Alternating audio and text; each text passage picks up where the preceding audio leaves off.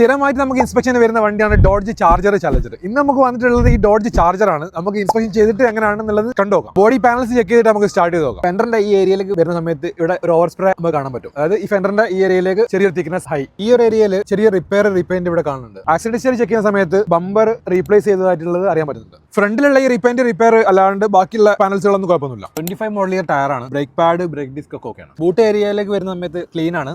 Spare tyre നോക്കുമ്പോൾ തീരെ unused ആയിട്ടുള്ള സ്പെയർ ടയർ ആണിത്. ബാറ്ററി ഒക്കെയാണ്. ഡോഡ്ജ് എടുക്കാൻ പോകുന്ന ഒരു ടിപ്പ് ഞാൻ പറഞ്ഞുതരാം.